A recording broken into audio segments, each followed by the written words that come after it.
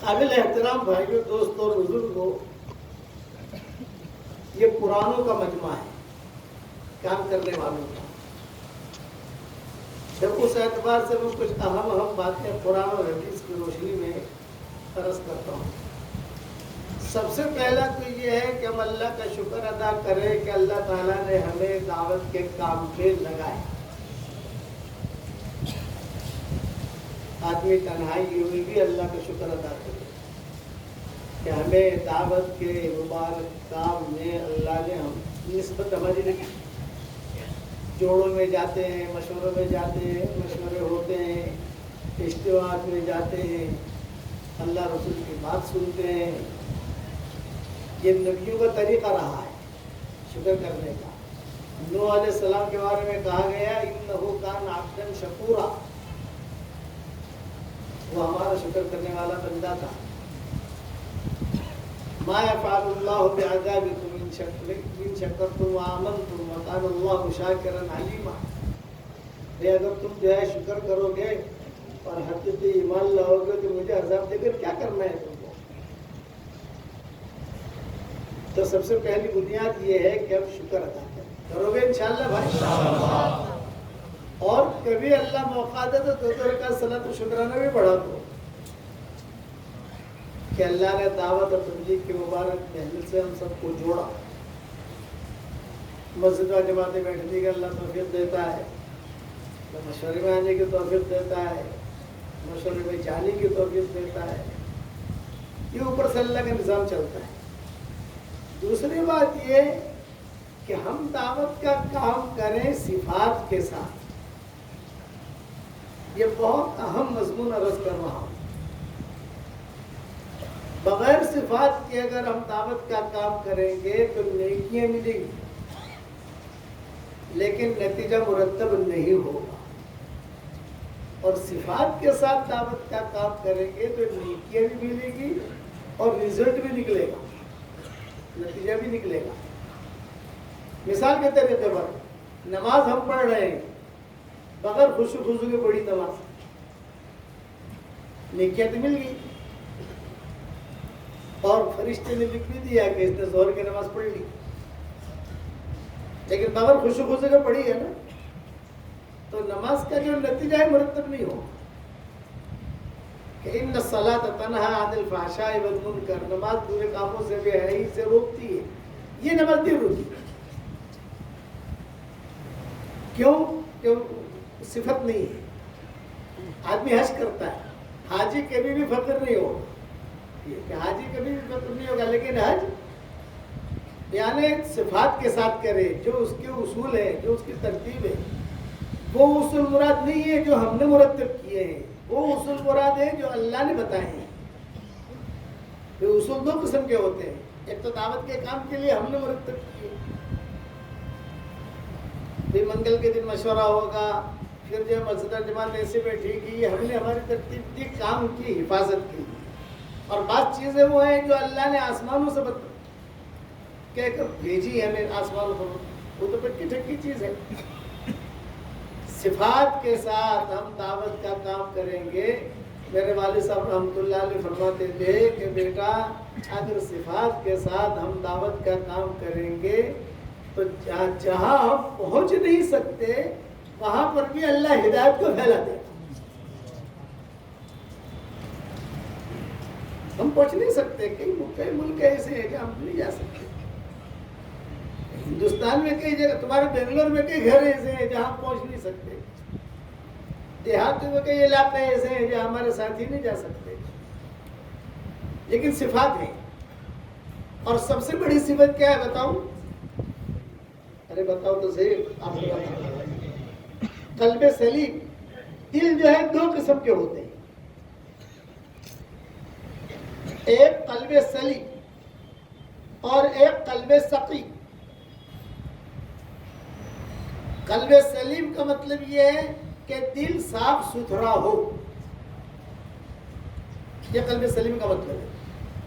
یہ اصول اللہ نے بنا کے بھیجا ہے، إِلَّا مَنْ أَتَى اللَّهَ بِقَلْبٍ سَلِيمٍ وَإِنَّ مِنْ شِيعَتِهِ لَإِبْرَاهِيمَ اذ جاء ربہ بقلب سلیم. سلامتی والا دل. سلامتی والا دل کا کیا مطلب؟ کسی کے بارے میں کوئی بدگمانی نہیں، حسد نہیں، کینہ نہیں، کپٹ نہیں، صاف ستھرا دل. قلب سلیم کا ترجمہ میں نے کیا ہے ریاض القرآن میں بے داغ دل. کوئی داغ نہیں، سب برابر ہے، اسے کہتے ہیں قلب سلیم. تو قلب سلیم کے ساتھ جو عبادت کی جائے گی، گشت کیا جائے گا، وہ گشت قبول ہوگا. قلب سلیم کے ساتھ تعلیم کے حلقوں میں بیٹھیں گے، وہ تعلیم کا حلقہ قبول. قلب سلیم کے ساتھ چلہ لگائیں گے، وہ چلہ قبول. قلب سلیم کے ساتھ مشورے میں آئیں گے، وہ مشورہ قبول. پھر ابا فرماتے تھے قلب سلیم کے ساتھ ہم جو کام کریں گے وہ ڈائریکٹ مہر لگ جائے گی. اوکے اوکے، اللہ مہر لگا دے گا. اوکے، اب ختم ہوگی. پھر ہمارے ساتھی اس درجے تک پہنچیں گے کہ یہ صرف نگاہ ڈالیں گے کسی جگہ اور اللہ ہدایت پھیلا دے گا. نظر ڈالیں گے، بس دیکھیں گے اور اللہ ہدایت پھیلا دے گا.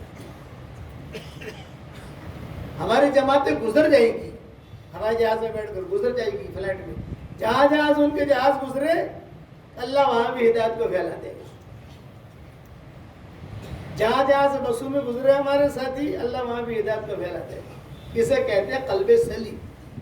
لیکن معاف کرنا، برا مت ماننا بھائی، آج ہمارے پاس قلب سلیم نہیں ہے، قلب سقیم ہے. ہمارے دل میں حسد بھی ہے، بدگمانی بھی ہے، جھوٹ بھی ہے، اور کینہ بھی ہے، کپٹ بھی ہے. تو سارے علماء کا اتفاق ہے، کوئی ایک عالم بھی مخالف نہیں ہے.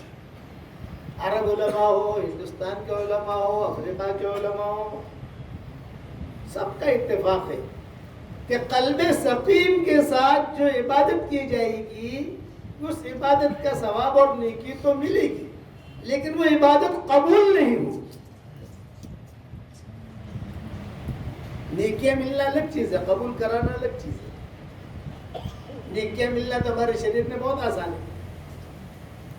ماں باپ کی طرف محبت کی نگاہ سے دیکھو، مقبول حج کا ثواب ملے گا، اتنا آسان ہے نیکیاں ملنا. بیوی کے منہ میں لقمہ دو، صدقے کا ثواب. میاں بیوی ایک دوسرے کی طرف محبت کی نگاہ سے دیکھیں اور مسکرائیں.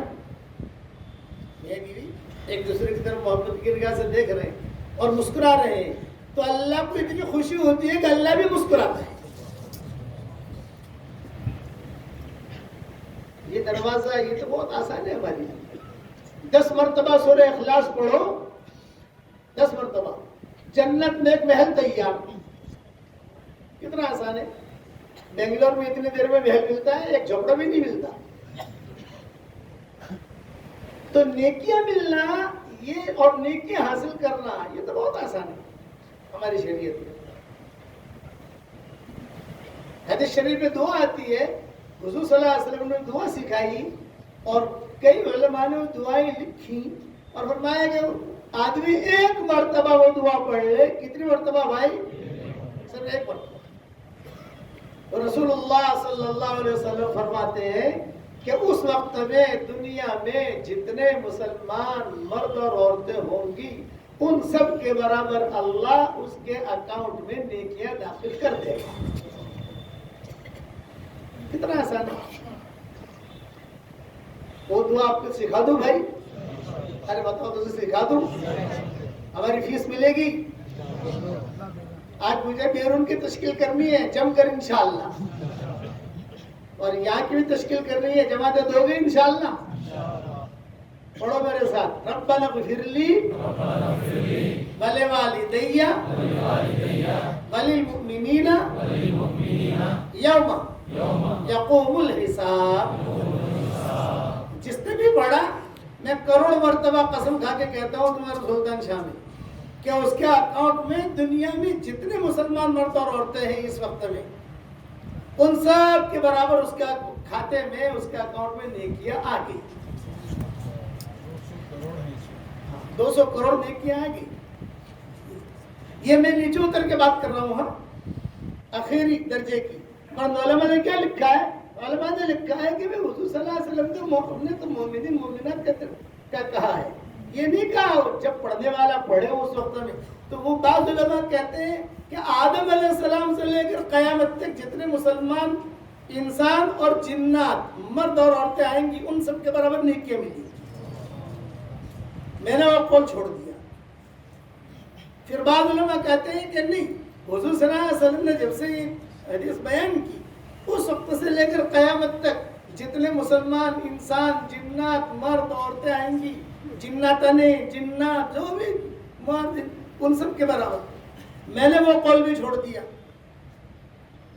چلو اس میں علماء کا اختلاف ہے، لیکن آخری قول میں نے بیان کیا کہ جس میں کسی کا اختلاف نہیں. ٹاپ 1. اب 200 کروڑ نیکیاں تو آ گئی نا ہمارے کھاتے میں.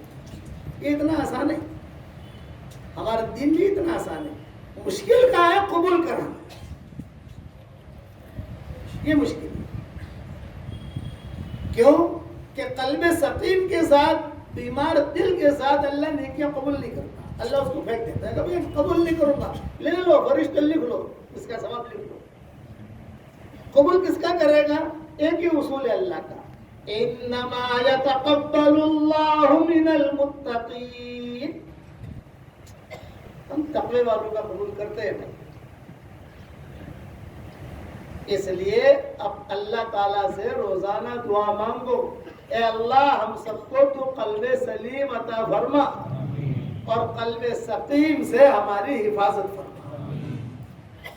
تاکہ ہمارا گشت قبول ہو. میرے والد صاحب رحمۃ اللہ علیہ فرماتے تھے کہ بیٹا میں جیسا روانگی کا بیان ہمارے ابا کرتے تھے اس وقت میں، حضرت جی رحمۃ اللہ علیہ کے زمانے میں عام طور سے ان کے ذمے آتا تھا. تو میرے والد صاحب رحمۃ اللہ علیہ فرماتے تھے کہ بیٹا میں جیسا کہتا ہوں روانگی کے بیان میں، اگر تم اس طریقے سے چلو نا ایک چلے میں قطب بن کے آ جاؤ. کام بہت اونچا، ہمارا ایک کام بہت اونچا. اچھا مجمع بہت بڑھ گیا الحمدللہ، کوانٹٹی بہت ہو گئی. اب ہم چاہتے ہیں کہ ہم میں کوالٹی بھی آ گئی، کیونکہ اللہ کوانٹٹی نہیں دیکھتا، اللہ کوالٹی دیکھتا ہے. اللہ دیکھتا ہے کہ کوالٹی کیسی ہے. اس کوالٹی پر جو ہے نمازیں قبول ہوتی ہیں، اس کوالٹی پر دعائیں قبول ہوتی ہیں، اس کوالٹی پر حج قبول ہوتا ہے، اس کوالٹی پر وہ کوالٹی. اسی لیے حضور صلی اللہ علیہ وسلم نے کیا فرمایا؟ حضور صلی اللہ علیہ وسلم بیٹھے ہوئے تھے اور ہم نے فرمایا بھائی سنو سنو صحابہ سنو. سب صحابہ بیٹھے ہوئے. ایک آدمی ابھی یہاں سے آئے گا اس دروازے سے، وہ جنتی ہے. جب رسول اللہ صلی اللہ علیہ وسلم نے یہ بات کہی تو ظاہر بات ہے کہ سب کی نگاہ اس دروازے پر تھی.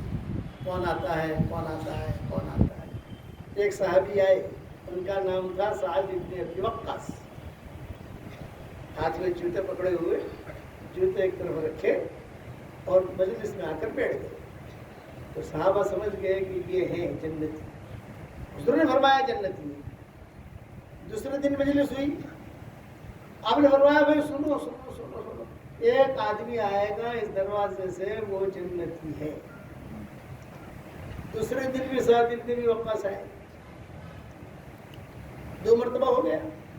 پھر آپ نے فرمایا بھائی سنو، یہ تیسرا دن، بھائی سنو سنو، ایک صحابی آئے گا، ابھی آ رہے ایک ساتھی، وہ جنتی. تیسرے دن بھی سعد بن ابی وقاص تھے. 3 مرتبہ آپ نے کہا، آپ کا 1 مرتبہ کہنا کافی ہے. تو ایک نوجوان صحابی تھے عبداللہ ابن عمرو ابن عاص، ایک نوجوان صحابہ میں شمار ہوتا تھا ان کا، اور عمرو ابن عاص کے بیٹے بھی تھے، بڑے لوگوں میں تھے. تو کتابوں میں لکھا ہے کہ ان کے دل میں ایک بات آئی کہ 3 دن سے حضور کہہ رہے جنتی ہے جنتی ہے جنتی ہے. کتنے قرآن پڑھتا ہوگا، کتنے روزہ رکھتا ہوگا اور کتنے خیر کا کام کرتا ہوگا جو جنتی کا پروانہ ملا. تحقیق کرو. ایک اصول یاد رکھنا، صحابہ کو صحابہ جس نے بنایا ہے رضی اللہ تعالیٰ عنہ کا خطاب ملا. کتنا اونچا خطاب ہے صحابہ کا کہ اللہ ان سے راضی وہ اللہ سے راضی. یہ اونچی ڈگری ہے. یہ کیوں ملا؟ بہت قرآن پڑھتے تھے؟ نہیں، ہرگز نہیں. بہت روزے رکھتے تھے؟ نہیں. بہت تہجد پڑھتے تھے؟ نہیں. بہت مال خرچ کرتے تھے؟ نہیں. اللہ کے احکامات پورا کرتے تھے، فرائض ہے اس کو پورا کرتے تھے، بیوی بچوں کا خیال رکھتے تھے، تشکیل ہوتی تھی وہاں چلے جاتے تھے. تو اتنا اونچا درجہ کیوں ملا؟ تو ابن تیمیہ، علامہ ابن تیمیہ رحمۃ اللہ علیہ شیخ الاسلام کہے جاتے ہیں. انہوں نے لکھا ہے لسلامت صدورہم، ان کے دل سلامتی والے تھے، اس وجہ سے وہ اوپر پہنچے. دل میں کسی کے بارے میں میل نہیں. آج تو اللہ معاف فرمائے میاں بیوی بھی جو ہے نا ایک دوسرے کے دل میں میل رکھتے ہیں. رکھتے نہیں رکھتے؟ بھائی بھائی آپس میں میل رکھتے ہیں. فرمایا میلے دل کے ساتھ اللہ کوئی نیکی قبول کرتا ہی نہیں ہے. نیکی مل جائے گی، قبول نہیں ہو. فرق ہے دونوں میں. تو یہ عبداللہ ابن عمرو بن عاص گئے وہاں، چچا آپ کے پاس آیا ہوں. ہاں بولو بھی کیا کام ہے؟ فرمایا کہ بھی جو ہے گھر میں کچھ تھوڑی انبن ہو گئی ہے، کچھ معاملہ ہے، تو میں چاہتا ہوں 3 دن مہمان بولوں. ہاں ہاں. اب دیکھا عبداللہ ابن عاص نے کہ کوئی مہمان تو والے کوئی نماز نہیں پڑھتے، جو فرائض ہے تہجد سے پہلے 2 رکعت پڑھ لیتے، تہجد کے 4 رکعت پڑھ لیتے. صبح صادق سے کیا آدھا گھنٹہ پہلے پونا گھنٹہ پہلے اٹھ جاتے ہیں، تھوڑا قرآن پڑھ لیا. کوئی ایکسٹرا نہیں کی نہیں تھی. 3 دن تک دیکھتے رہے کہ اتنا اونچا درجہ دیا اللہ کے نبی نے. 3 دن تک کہا یہ جنتی جنتی جنتی. یہ کوئی دکھائی تو نہیں دے رہا. پھر مجبور ہوئے پوچھنے پر کہ چچا معاف کرنا، میں یہ دیکھنے آیا ہوں کہ 3 دن سے حضور صلی اللہ علیہ وسلم فرماتے تھے کہ یہ جنتی ہے جنتی ہے جنتی ہے، اور آپ کے بارے میں کہا تو آپ کی کون سی نیکی ایسی ہے کہ جو اتنا بڑا درجہ مل رہا ہے آپ کو؟ تو میں رہنے دے، یہ تو میرے اور میرے اللہ کا راز ہے، نہیں بتاؤں گا. یہ تو راز ہے، جو نیکی بتاؤں گا نہیں. ابھی پیچھے پڑ گئی. عبداللہ ابن عمرو بن عاص کے بیٹے تھے، ان کی محبت بھی تھی لوگوں کے دلوں کے اندر. نوجوان صحابہ میں ان کا شمار ہوتا ہے. نہیں بتانا پڑے گا، ہم تو شاگرد ہیں آپ کے، بتانا پڑے گا. تو انہوں نے کہا میں ہمیشہ اللہ تعالیٰ سے سلامتی والا دل مانگتا ہوں، میرا دل سلیم ہے، اور روزانہ رات کو سوتا ہوں سب کو معاف کر کے سوتا ہوں. یہ میری نیکی ہے. کوئی میل لے کے نہیں سوتا، سب کو معاف کر کے سوتا ہوں. تو اللہ تعالیٰ میری دعائیں قبول کرتا ہے. حدیث شریف میں آتا ہے کہ یہ مستجاب دعا تھی سعد بن ابی وقاص. ان کی دعا 13 بہدف قبول ہوتی تھی. 13 بہدف کا مطلب یہ ہے وہ اللہ پر قسم کھاتے تھے، اے اللہ مجھے 15 کلو سونا چاہیے اور ابھی چاہیے. مثال دے رہا ہوں، 1 گھنٹے کے بعد نہیں، 10 دن کے بعد نہیں، 1 سال کے بعد نہیں، ابھی. اور قصے آتے ہیں وہ دعاؤں کی قبول ہوتی ہے. اس لیے مستجاب دعا انہیں کہا جاتا تھا. صحابہ بھی ان سے ڈرتے تھے. ایک مرتبہ ان کی لڑکی جا رہی تھی رستے میں اور کچھ پیچھے سے پنڈلی دکھائی دے رہی تھی، تو حضرت عمر نے ہلکا سا کوڑا مارا اور یوں کہا بیچ میں سے مت چلو، اس طرح سے چلو. ایک صحابی نے کان میں آ کر کہا یہ لڑکی کس کی تھی بتایا آپ کو؟ یہ سعد بن وقاص کی بیٹی ہے. او پھنسا مرا. ارے بولا سعد بن وقاص کو کہ بد دعا نہیں کر دے. اتنا ڈرتے تھے. بھائی صاحب میں نے جو ہے میں تو ایک عام یعنی چونکہ امیر المومنین ہوں، میرے ذمہ تھی یہ بات، مجھے پتہ نہیں تھا کہ آپ کی بیٹی ہے. میں نے آپ کی بیٹی کو اس طرح پر ہلکا سا کوڑا مارا ہے، تو میرے لیے بد دعا مت کرنا، معاف کرنا. سعد ابن ابی وقاص نے کہا جاؤ معاف کر دیا. یہ تھے تیر بہادر، اتنا اونچا آدمی تھا سعد ابن ابی وقاص. ایک مرتبہ مسجد نبوی میں ریاض الجنہ میں ایک قصہ ہوا، اور وہ قصہ یہ ہوا کہ ریاض الجنہ میں سب بیٹھے ہوئے پرانے پرانے پرانے شورا والے سارے ساتھی. ایک آدمی آیا انجانا، جس کا کوئی کسی سے تعلق نہیں، آ کر اس نے طلحہ اور زبیر کو گالی دینا شروع کی. طلحہ کو بھی گالی دی، زبیر کو بھی گالی دی. تو سعد ابن ابی وقاص نے کہا بھائی کیوں گالی دے رہے ہیں ان لوگوں کو؟ میں نے سنا ہے طلحہ جنتی ہے، میں نے سنا ہے زبیر جنتی ہے، تو گالی مت دے. وَإِلَّا أَدْعُو عَلَيْكَ، میں دعا کروں گا تیرے لیے. وہ جوشیلا تھا، یہ کہا آپ نبی نہیں ہیں، یہ کہہ کر پھر گالی دی. سارے صحابہ تعجب میں پڑ گئے کہ یہ کتنی ہمت کر رہا ہے. حضور کا روزہ قریب ہے، قبر قریب ہے، ابو بکر قریب ہے، عمر قریب ہے، اور ریاض الجنہ میں یہ کہہ رہا ہے، گالی دے رہا ہے. سعد ابن ابی وقاص کو جوش آ گیا. اس کو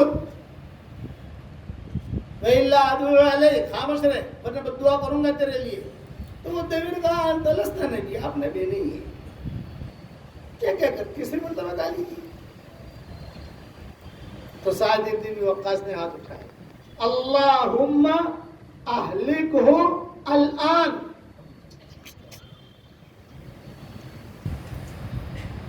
روایتوں میں قصے آتے ہیں، اللہم اہلکہ الآن، کہ اللہ اسے ابھی ہلاک کر دے.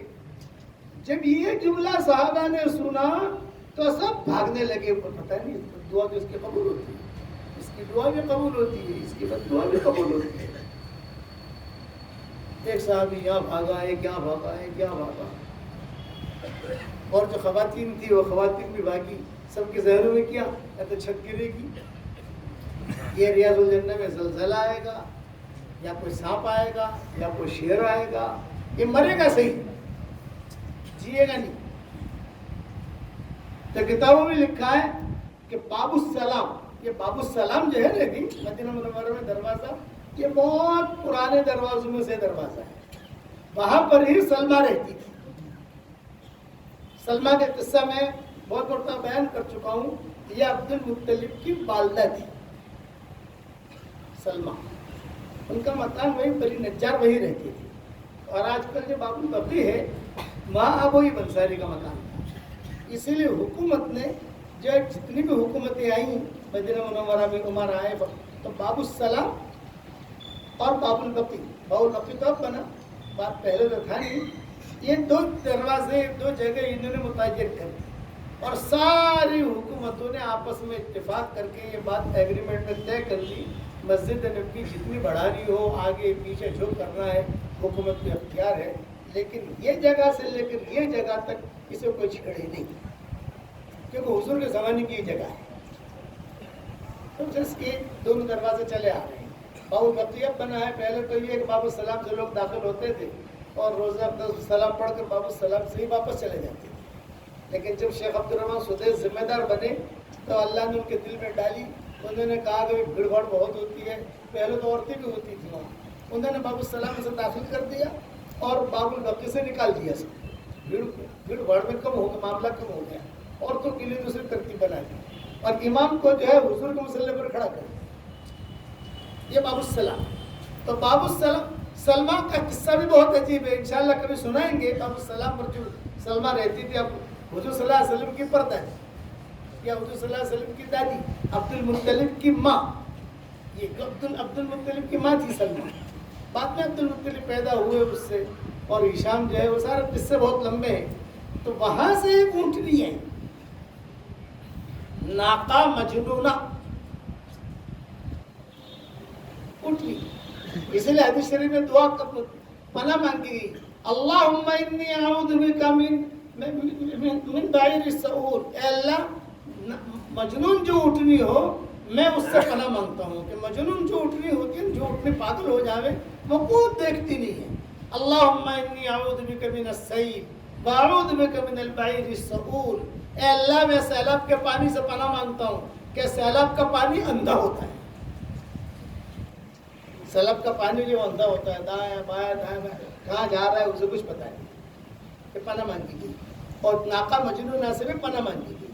اللہم انی اعوذ بک من السیل ومن البعیر السعول، یہ حضور نے پناہ مانگی. یہ داخل ہوئی باب السلام سے، اور لوگ کھڑے تھے بیٹھے تھے، ان کے سر جو ہے وہ سونگنے لگی. سنتے سنتے وہاں تک پہنچی وہ آدمی جو تھا گالی دینے والا، اور سن کر اس کا سر پکڑا، اور سر پکڑ کر وہیں پر اسے پٹکا، ایسا پٹکا جیسے دھوبی گھاٹ پر دھوبی کپڑا دھوتا ہے، اور وہی وہ آدمی مر گیا. ایسے دعائیں قبول ہوتی تھی سعد بن وقاص کی. لیکن وہ جب یہ تھی جمل صفین اس کے قصے ہوئے نا، بے جنگ جمل جنگ صفین سارے معاملات ہوئے. حضرت عائشہ بھی پہنچ گئی. جب کتوں کی آواز سنی حضرت عائشہ نے رات کو، تو حضرت عائشہ بہت روئی. اوہ حضور یاد آ گئے، حضور یاد آ گئے. حضور نے مجھے کہا تھا کہ عائشہ دیکھ یاد رکھنا، جس رات کو تو کتے کی آواز سنے گی وہ تیری بدترین رات ہوگی. بس سن لیا، میں نے سن لیا حضرت، اب میں آ رہی ہوں. پھر حضرت عائشہ کبھی بھی سفر میں گئی، مدینہ منورہ میں ٹھہری رہی، وہی ان کا انتقام. حضرت عائشہ مروان نے جو ہے چالاکی سے ان کو قتل کیا، زہر چڑھ گیا، زہر حضرت عائشہ، اس نے ان کا انتقام کیا. حضرت عائشہ ابھی جب یہ حالات آئے تو یہی سعد بن وقاص تھے، ملتزم پکڑ کر دعا کرتے تھے کہ اللہ ایک طرف سے 60,000 صحابہ شہید ہو گئے، ایک طرف سے 40,000 صحابہ شہید ہو گئے، 1,00,000 صحابہ دنیا سے چلے گئے.